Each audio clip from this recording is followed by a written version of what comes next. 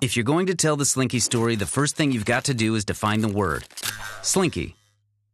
It means they bend, but they do a lot more than just bend. And if you're going to understand what else they do, we've got to go all the way back to the beginning. It's the early 1950s, and a young musician by the name of Ernie Ball is fresh out of the Air Force Band.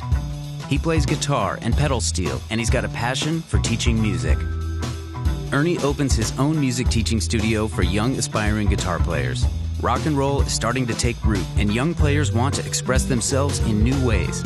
These young players can't just bend the heavy old strings the way they want to, and for the first time, Ernie sees the need for a new string.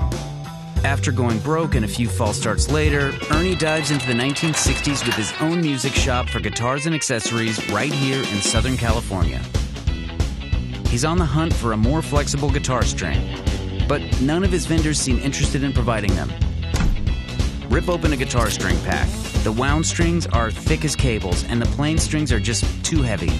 Swap in a banjo string for the high E and move the rest down. Now you can bend. Now you've got a string pack for a new era.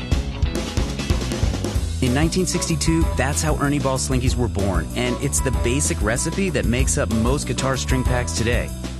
Legendary Disney Imagineer Raleigh Crump helps create the Ernie Ball logo, the ball end iconography, and many of the design elements that we still use today. And the colors? Ernie asks local kids in his Tarzana, California neighborhood what they think about his packaging.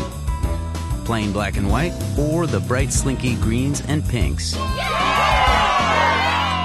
Then, in the early 1960s, a young guitar player from an exploding surf rock group you might have heard of comes into the shop and picks up some Slinkies. He likes the strings so much, he tells his buddies, and his buddies tell their buddies, and so on, and so on, and so on. By 1967, rock and roll has permeated American culture, and Southern California becomes a hotbed for the new sound.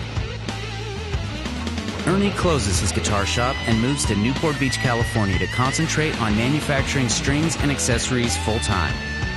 As the Slinky family grows, so does Ernie's. His son Sterling goes out on the road selling strings and building relationships in the guitar community. After a few years, he's taken Slinky around the world.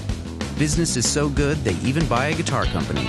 There's the NAMM show, the Battle of the Bands, and 20 years of partnership with this little thing called the Vans Warped Tour. Over the following decades, Sterling drives the company to new heights. Today, his son Brian continues the legacy by preserving the original Slinky string recipe, as well as introducing industry-redefining technologies and innovations, all while keeping design and manufacturing 100% homegrown in California. A new generation of players are growing up, seeing the names of their guitar heroes on the back of the pack, dreaming about one day taking their guitar from mom and dad's garage to a massive stage just like their heroes before them. So what's Slinky? It's about being bendy, being there now, and being the one that grabs you. It doesn't matter if you play the pink supers, power purples, or regular green Slinkies, as long as you just keep playing. How do you ride the sea change that is music culture? Be Slinky. What's your Slinky story?